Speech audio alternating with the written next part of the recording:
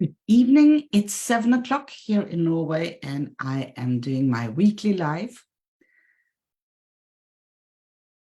And yes, now I just always have to wait for a split second before I know that everything's all right on the screen. So I know that I'm live on Facebook. I know I wrote today that the live would be on YouTube as well. Unfortunately, we didn't manage to do that today, but we will definitely upload this recording to YouTube later. So just to okay, so now I can see your comments as well. If you want to say hello in the comments, please do so and tell me where you are. I am Lisbeth. I'm in Norway. I'm the founder of Nordic Dog Trainer, and every Wednesday at 7 CEST. So now it's summertime here in Europe, Central European summertime. I'm doing a live. Hi, Alice. Alice is in the States. And we have our own YouTube channel now.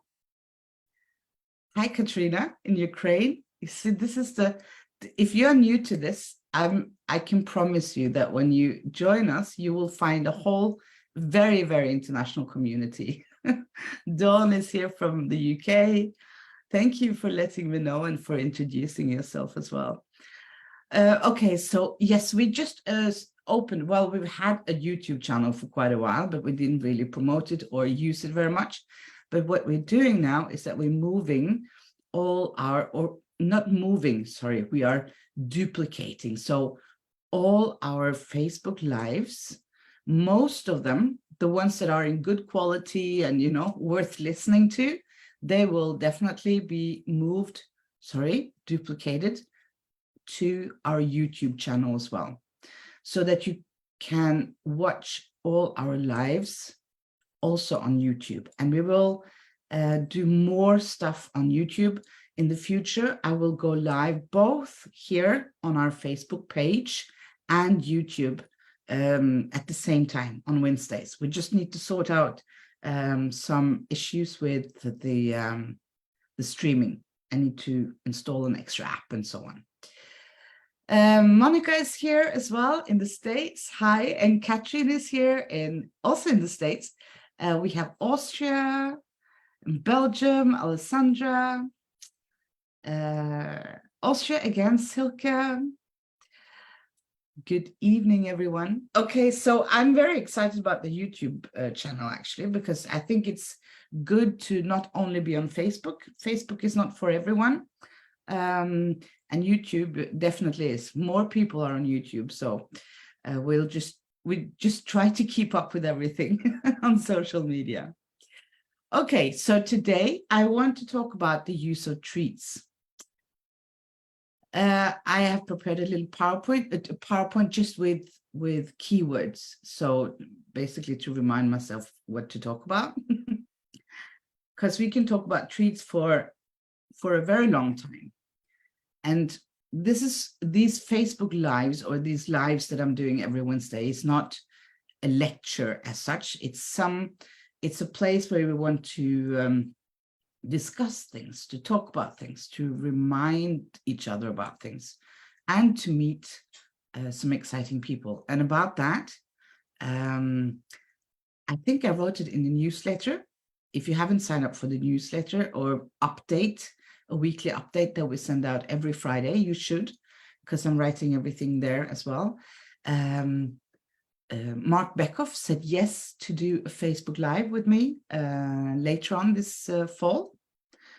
And then we have, in a couple of weeks, or is it next, the 27th, we have a very special visitor from the States. And yeah, we have more guests coming up. Okay. I need to keep myself, on track now. So let's talk about treats and the use of treats, because there are many ways of using treats in many different circumstances. And some people tell you never to use treats. Some people tell you to always use treats. Some people use a lot of treats. Some people use less treats. It's a whole treat thing going on out there. And use of treats is a good thing. I mean, I think so. Personally, we made a change. I'm old enough to remember dog training from the 80s and 90s, which wasn't, that nice, to be fair. And then we shifted to the positive dog training. Everyone is calling it like positive dog training, which is all good and nice. But now, of course, no one wants to say that we're doing nothing less than positive, like good dog training. No one is claiming that they don't do anything positively. So everyone is saying the same thing again. It's the same thing with ethical. I know that when I started using ethical and I incorporated in our name as well, we did a name change, a minor change to our name this summer. And now I can see a lot of ethical, the word ethical is used. So basically, when it comes to dog training, it's like parenting. We all have different opinions about it. So you need to find your way of training dogs. You need to find out what feels good for you, your gut feeling, your stomach, and your heart, I think. Yeah. So I'm going to talk about how we use treats, Nordic dog trainer, tonight. And when we don't use treats. I can't remember last time I used a treat, to be honest, with my own dogs. I did use a lot of treats before. I used definitely a lot more than I do now. Now I rarely do. And I will tell you why. I will share my PowerPoint and then we'll talk about and try to clear things up a little bit when it comes to giving treats. Okay, hold on. Let me just find the, so I can share my screen. So when I have my PowerPoint open, I don't really see your comments. So feel free to comment during my little chat here, my little talk. And then when I come back and see the comments, we can have a little discussion as such. Yeah. Okay, so to give treats or not to give treats, that's the question. When to give it, how much to give, what kind of treats, why, and why not. And these are things, when I made this PowerPoint earlier today, it's just, I want you to think about it. Yeah, I want you to think about it. So we use treats as a reward, right? We all agree in that. It's a reward. And according to the Merriam-Webster, a reward is a stimulus, such as food, that is administered to an organism, so another living being, and serves as a reinforcement to reinforce a desired response. So that's the complicated way of saying, if you give someone a reward for doing something, it's more likely that you will get the same reward back, right? So we can do that with our partners, with your wife, husband, your children, your dog, your cat, chicken, horses, everyone. If we get something that we, this is important, we, the individual, find rewarding, then we will most likely do the same behavior again to get the same reward because we liked it, okay? And that's okay. That's very good. That's great, actually. It makes it very, very easy to train not only husbands and wives, but also dogs and other animals. The thing is that we need to consider, first of all, so tonight we're talking about treats the actual treats. So you need to consider if treats is really something that your dog is considering a reward, and in what circumstances. Because it's not only treats that is a reward, but I think, to be honest, I think it's a very easy way for us humans to reward dogs. It's by using treats. And I can say that because of my experience with doing a lot, hundreds really, classes with dogs and owners.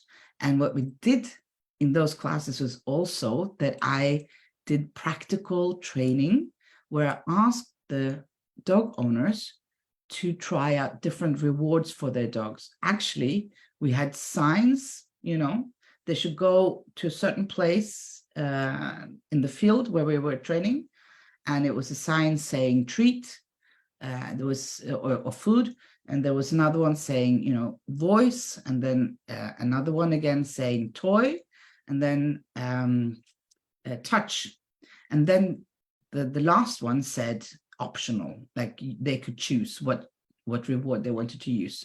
So I just wanted the owners to try and use different kinds of rewards and to see what their dogs enjoyed there and then, because this is very different in different situations, of course. So what I observed was, of course, that giving a treat is very easy for us. It's very easy to just get a treat and give it the dog. Most dogs enjoy good food. The other option was to play with the toy. That is more of work for us, the dog owner. Yeah, so we have to, and maybe a little bit embarrassing even when you're in a class and other people around you and you trying to use your body to initiate play with your dog, and maybe your dog isn't interested at all.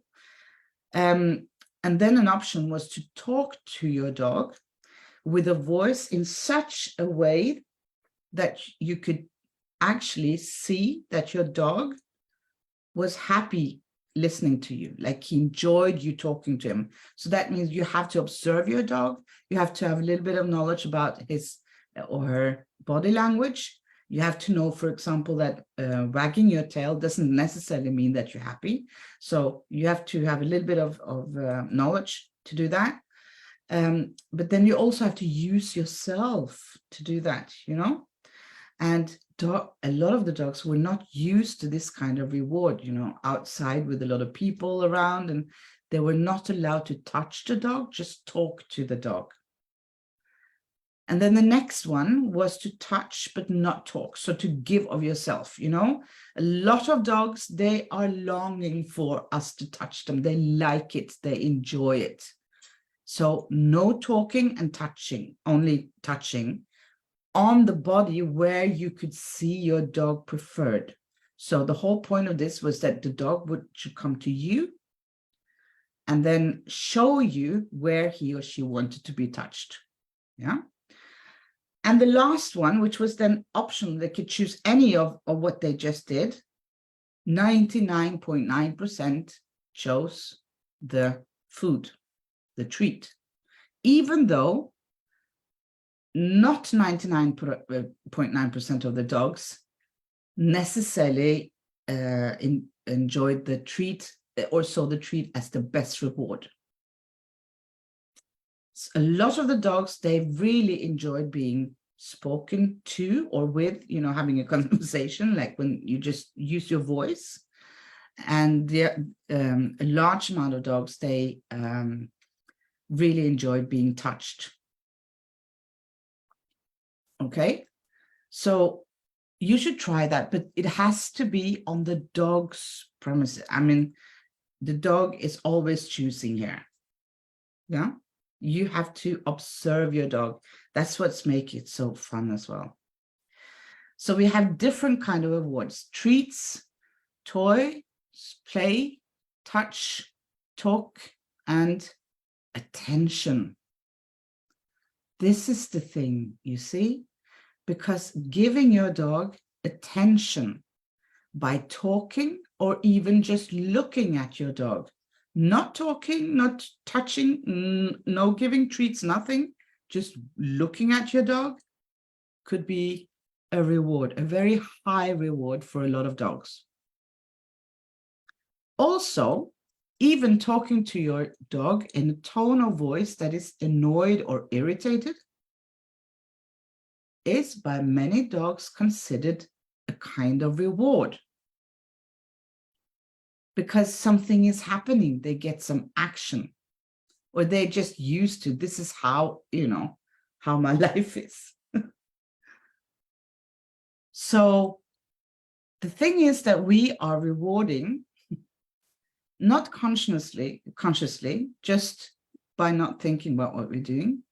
For example, jumping. This is a classical, this is not our picture, this is from Canva actually, so sorry about the color, but jumping, when people are teaching their dog to sit, which we don't do, by the way, and we have a whole Facebook Live about that. It's recorded and you can see it in the recordings here on our Facebook page. But this is very typical. I've seen it hundreds of times. So you're holding a treat. This is again the treat thing. We're holding the treat and we say sit. And when you hold a treat like that and you expect your dog to sit, this is what happens because they want the treat. We're luring the dog. We're trying to trick him into to do something. If you want to use treats when you're training your dog to do something, the reward has to come at the perfect timing. And the perfect timing is when the dog is actually doing what you want him to do. That is why, for example, barking is very difficult to train, especially with treats. Because very often we are, like with jumping, we are actually giving rewards to the dog when it's jumping, and in this case, when it's barking. So if you want to make use of treats as a reward for not barking, you have to wait until your dog is quiet before you reward him. So it's kind of difficult to do, isn't it? And the thing is, I claim, because I tried it so many times myself with all 14 dogs I've had, and it works, you don't need to use these treats. You can use other things like hand signal. You can turn yourself around. You can use intention sound. You can walk away. You can do a lot of different things. You do not have to use treats. So when your dog is barking, when your dog is outside in your garden barking, and you open the door or your window and you shout, "Stop barking," your dog will very likely see this as a reward, or even could be that he thinks, oh, okay, she wants me to bark even more. My dog owner, my caretaker is even shouting, so I have to help her, shouting at the people who are passing by our garden. Pulling the lead. We reward pulling the lead every time the lead is tight when we are following the dog, when we're walking the dog. That's what we do. We reward every time that the lead is tight. Does that make sense? Dogs learn by association. So if we want them to learn something, they have to learn that they can only walk when the lead is loose instead of tight.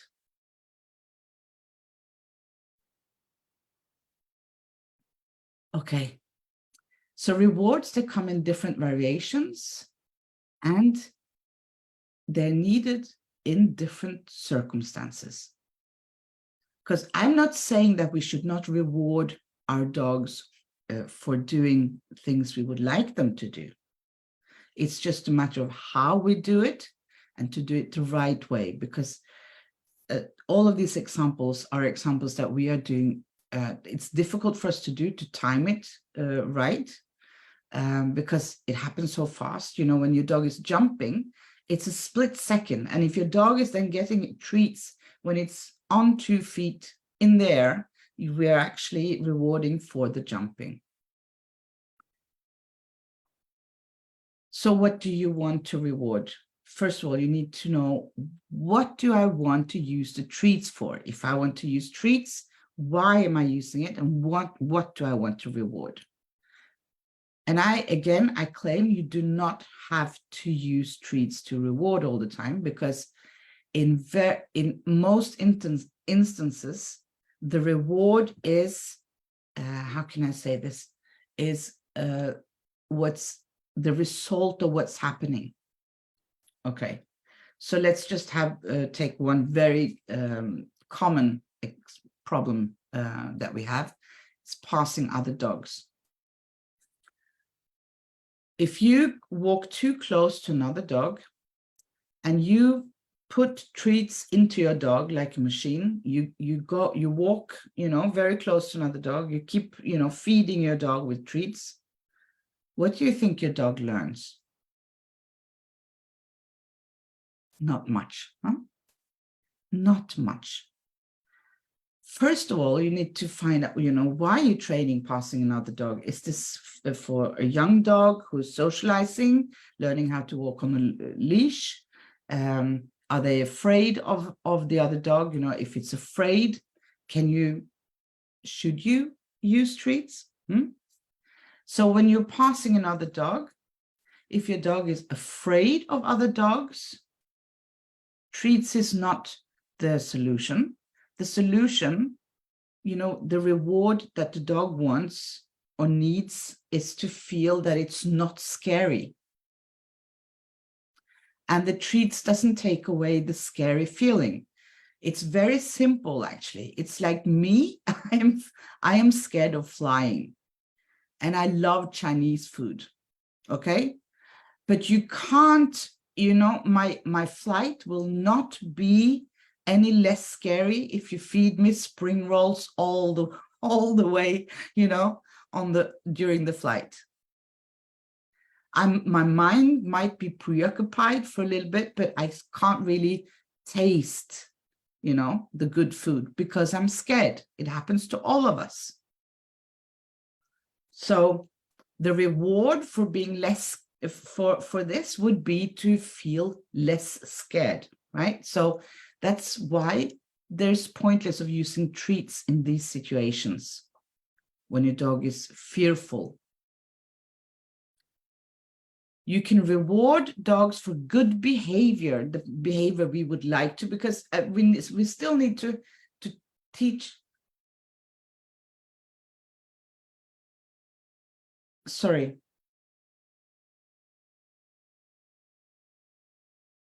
I'm so sorry. I'm so sorry. Because I can hear a dog I live in the woods and I can hear a dog really screaming. Hold on, I just need to go outside and see what's happening. It's not my dog, but I just need to see.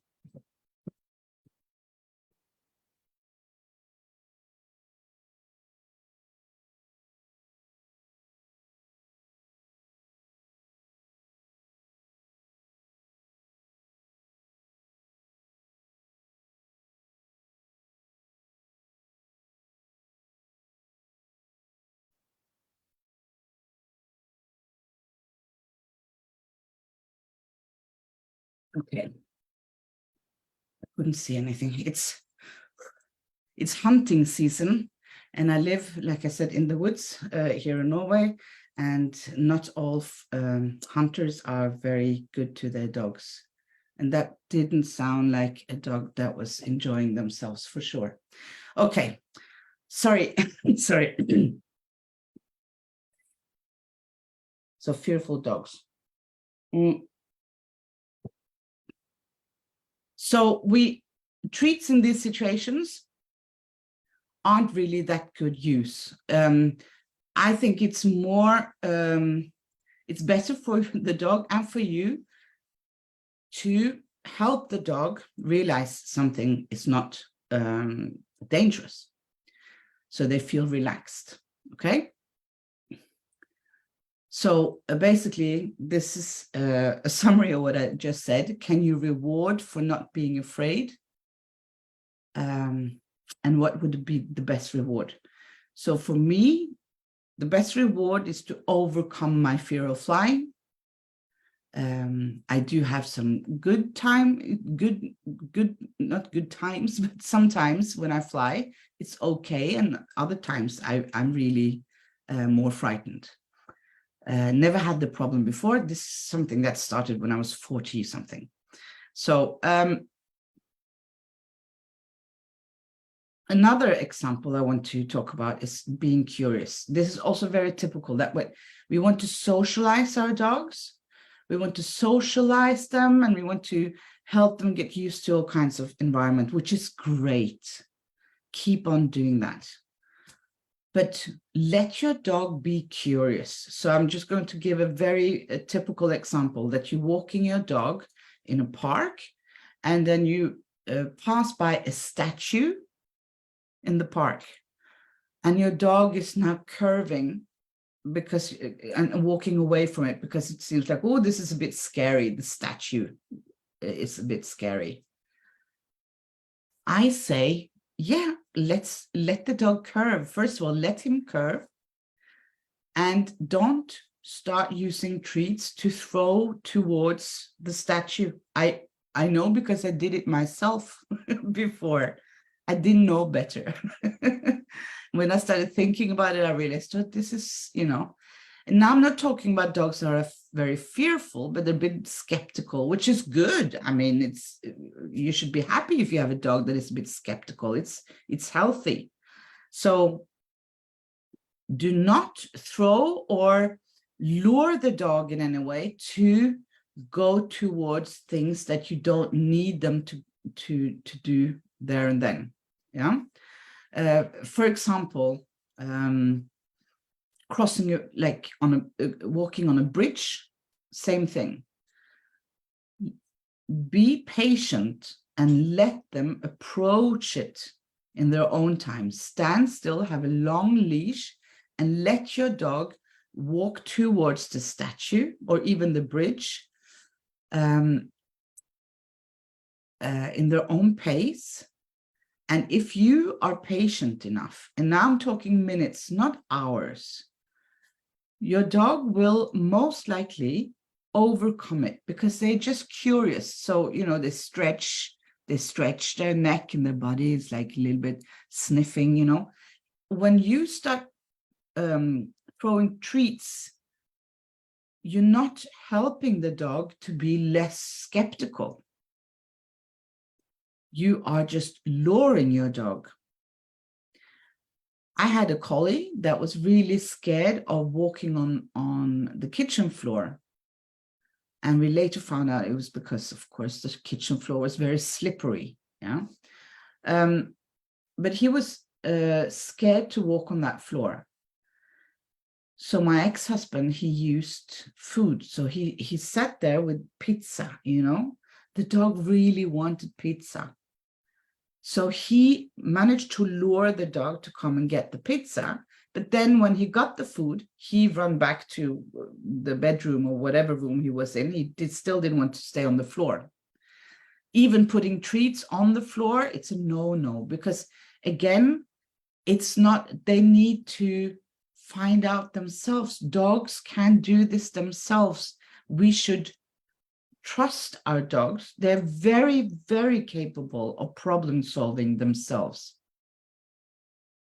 And treats in these kind of situations, I don't think it's necessary at all. I think sometimes it can even make things worse. And this is from my own practical experience. I can't refer to any scientific articles now or anything. Maybe someone else can, but you need to try it to see it.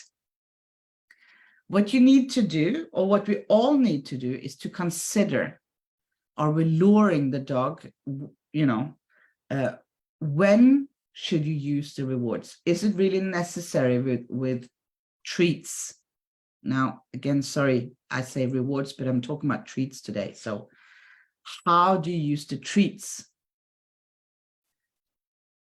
What kind of treats or rewards should you use, could you use? And is it a reward that your dog likes? I mean, is it a good enough reward for your dog? If you have two dogs, they can have two different conceptions of what a reward is. And of course, what are you actually rewarding? So these are the things that we should think about. I don't see anything wrong in using treats, okay? But at the same time, it doesn't really help a lot of times. We're just feeding the dog. And I think in some instances, when I observe this, I think that the dog isn't really learning much. They're not given the opportunity to use their head or their brain. They need to think and to learn, just like we do. So if you want to your dog to do a certain kind of behavior and you lure him all the way through the behavior, does he even know what he has done and how is he capable of doing it again? Yeah. So that's things I want you to think about. I can't give any more specific examples of your dogs here, of course. Let me just see if I can find back to the screen. Yeah. Okay. So that was my PowerPoint. Let me see if there are any comments or any questions. That's 100% true. It all depends on the dog. Some are highly food motivated, whereas others are toy driven, and some respond best to praise. Yeah. So you need to find out what is, and like I said, being annoyed or irritated at your dog, if your dog is jumping and you go, no, go down, stop it, go down, then a lot of dogs see this as an incentive to do more of the jumping. Oh, hey, I got some attention. At least it's not boring now. So we are, in fact, rewarding our dogs for doing that. What is most important for me, I think, is to say that we need to start trusting our dogs more. And if you want to help your dog to be a confident dog that are less fearful and feels more safe, then we have to give our dogs the confidence, the life skills, the skills to be able to handle whatever happens in their daily life, whatever that is, wherever you walking your dog, wherever you're living, and so on. And that's kind of logical as well, isn't it? That a dog that feels safe and secure is less likely to get scared.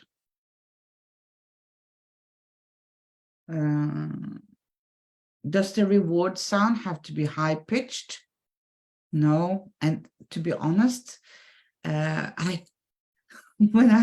I do courses for dog owners and I go hear this, good boy, and I see all these treats, the treats everywhere. I say, good boy. When I observe the dogs, they're just like, oh my, what's happening here? Why is my dog owner being so strange?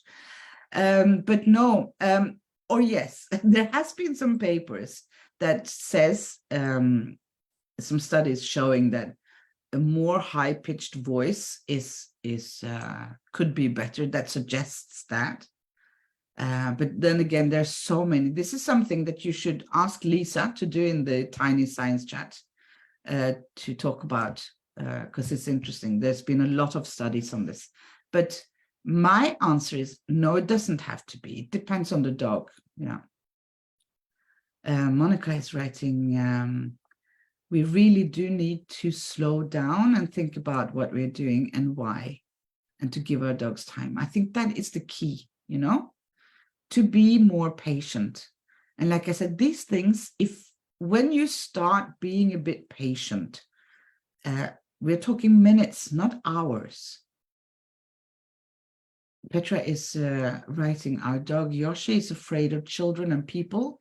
So when I go outside and she hears the children, she stops and pulls away. What would you do? Okay. So this is basically a one-to-one consultation. I would ask you, you know, a lot of questions, how you live and what you can do. What you shouldn't do is to force your dog close to children and people. But this is, I'm just thinking while I'm reading. So afraid of children and people. Okay. So I'm not going to answer you here because I don't know. I mean, you have to reuse desensitization, so gradually getting used to it. But how you do it, it's very individual, and depending on how you living situation are. Do you live in a flat? Do you live in a city? Do you have a garden? Do you have a car? Do you have children yourself? Do you have someone to train, and so on? But the whole thing is to give. You need to help your dog become more confident step by step, less scared. So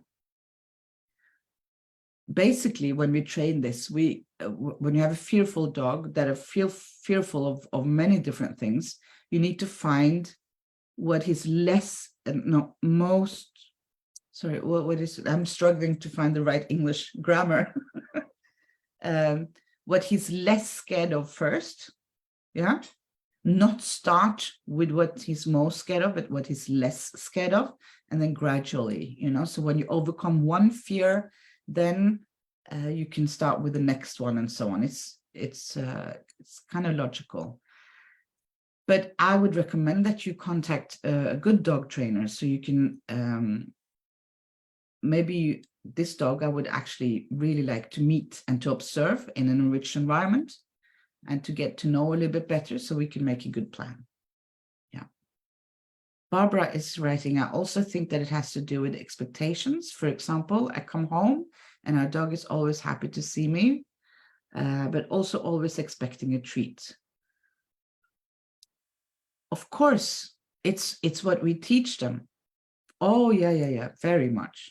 So if they're used to that, you know, that's what they expect, just like us.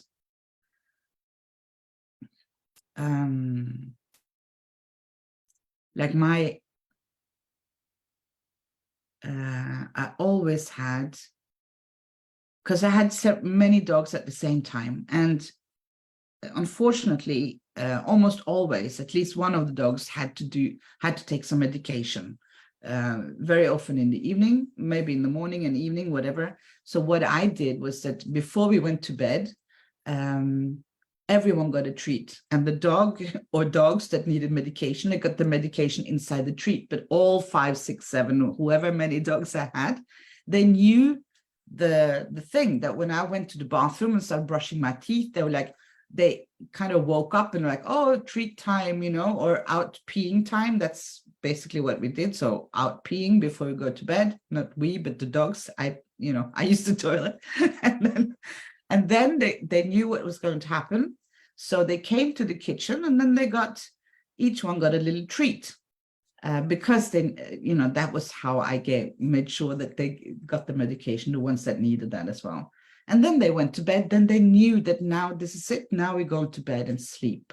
So in that sense, you know, it's like I said, it's nothing wrong about using treats. We just need to know why we were using them and how many we are using, you know, for what reason.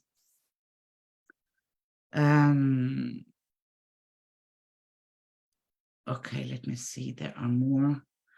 Carrie is writing, especially in case of fear, I found that my dogs and the dogs I work with trust me more when I do not use treats, but rather patiently wait for them until they are comfortable with what is causing the fear. Exactly. So that's the patience, and if your dog is curious about something or a little bit,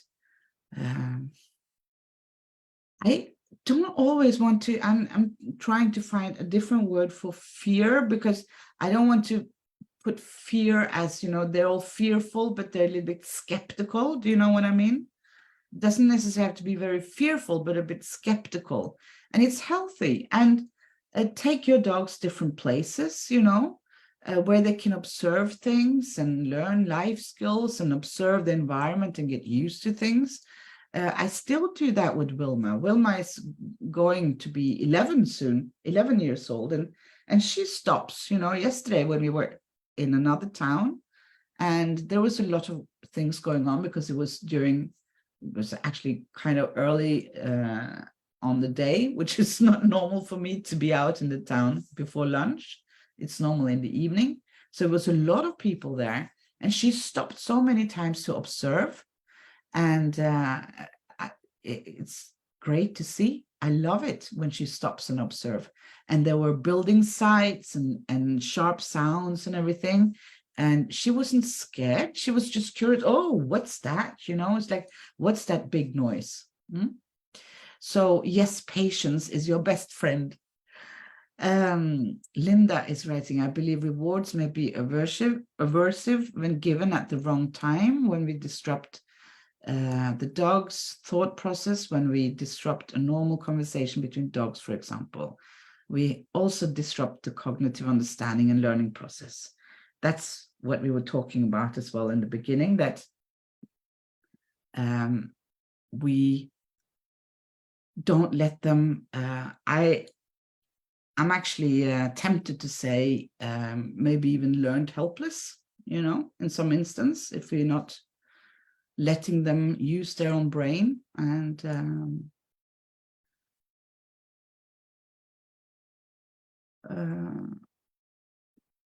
Carrie's writing, I should say when the dog is comfortable to approach or investigate what is causing the fear, or they're on their own terms. Yes, their own terms.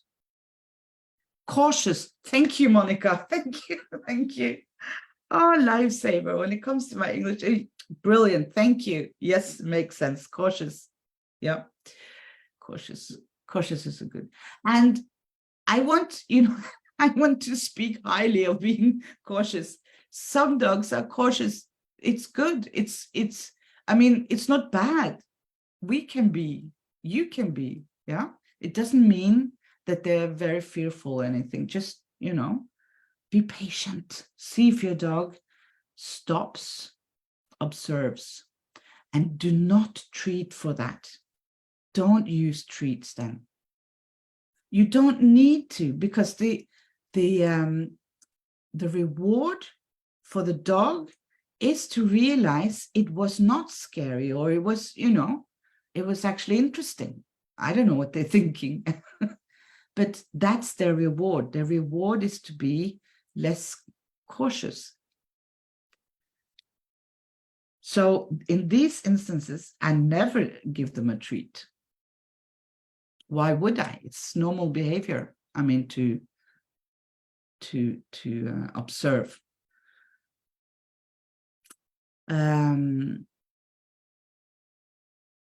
So Petra is writing, when she pulls away from the sound of the children, I follow her, go where she's comfortable. I never give treats. She had a bad experience of a road I crossed every day. I do not know what triggered her. So I pick her up when she stops with her legs between her paws. I cross the road and put her down when she feels comfortable, wants to walk again. Then I reward her with my words and my smile and let her feel I'm happy. Yeah. Maybe if you have other places to walk, if she's scared to walk in that area, maybe you can walk in another area until she gets more confident. Alessandra is writing, if your dog trusts you because you let him make choices and communicate in the right way, he or she will become more confident and will be naturally offering more good behavior. So there will be less need for training and rewarding. Yeah.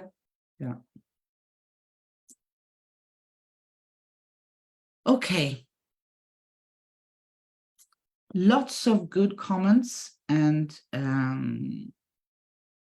I think you got what I mean. I think I was able to explain it. Okay, so to sum up, I'm not here to tell you when and when not to use treat. It's all up to you, but you need to consider why you're using treats, if it's necessary, and if you are actually helping your dog by using these treats. Because in most cases, I believe we don't. In most cases, I believe it's better with no treats, no talks, no touch, no play. Crazy woman, right? See if I can try and film some examples sometimes, but we talk a lot about this in the membership community and level 1. But really, to let your dog figure it out themselves is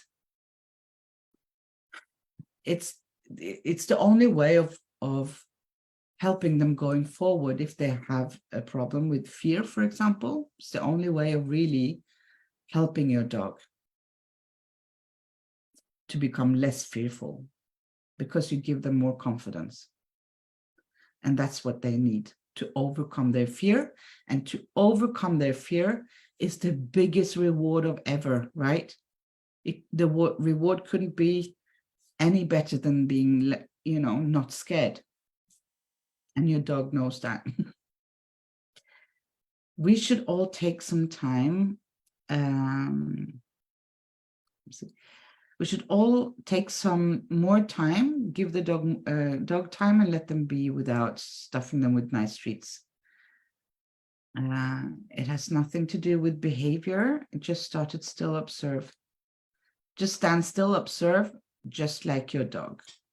Yes, we should learn. Actually, I should do a live about that. What our dogs are teaching us. Yeah. We should learn more from the behavior of our dogs, definitely.